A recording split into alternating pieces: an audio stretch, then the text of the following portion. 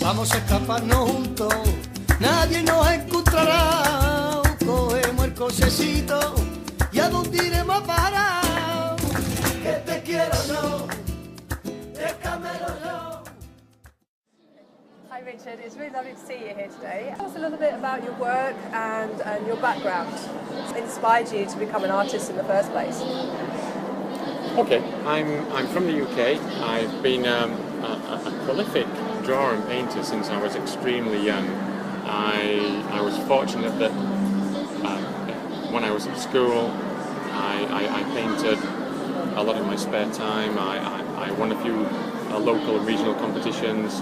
I did my O-level in art when I was a year younger, when I was 15, and I did my A-level 2 years younger when I was 16. And I took a break from painting after that. I wasn't sure whether art was what I really wanted to do. I wanted to travel more than anything else, so I pursued a career in engineering so that I could travel around the world, but continued to paint in my spare time. And only in 2003 did I decide that I wanted to be a professional artist.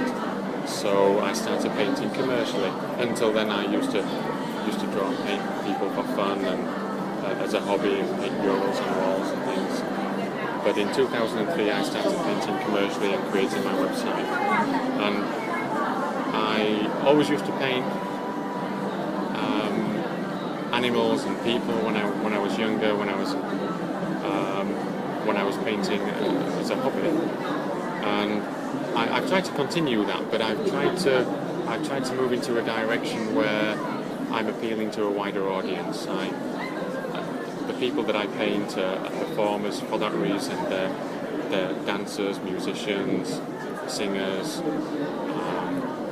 Occasionally I will still paint animals and objects, but it's very rare. Mostly I paint people, and I paint all real people, and usually professionals, so that it's a little more meaningful. The performance is usually better. The dramatism in the pose, the image that's portrayed is better when you're working with a professional person.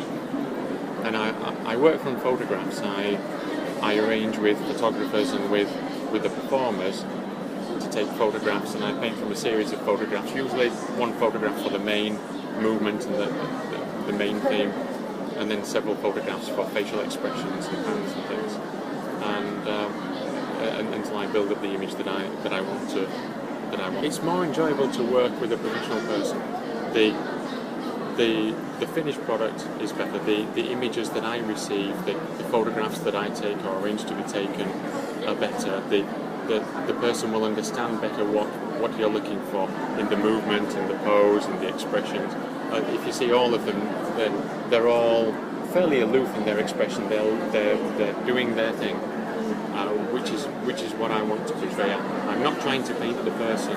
I'm trying to paint the performance. Okay, I understand. So yeah, the passion in the performance. The common theme to my artwork is passion, drama, emotion, right. And the representation of the dance or the performance rather than the individual facades. Yes. Okay, I understand. So yeah, I get that more from dancers especially. Yeah. Okay. Oh, that's really interesting. Yeah. What kind of medium do you use? Always oil. Right. Oil. All my paintings are created with a knife. I don't use any paints on my palette. I only mix the paints on the canvas. It's usually a very limited colour palette. Right. Usually there are no more than 5 or 6 colours in any of my paintings. Wow. I try to keep them simple. I try not to distract. I try to keep the backgrounds so that they're not distracting.